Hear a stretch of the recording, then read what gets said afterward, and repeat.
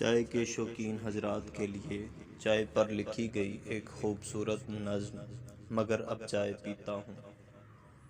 بہت عرصہ ہوا ایک دن بتایا تھا مجھے اس نے، بنانا کچھ نہیں آتا۔ اگر میں کچھ بناتی ہوں تو بس چائے بناتی ہوں، پیو گے نا؟ اور میں اس بات پر مسکراتا ہی رہتا تھا کہ بنانا کچھ نہیں آتا، بناتی ہو تو بس چائے۔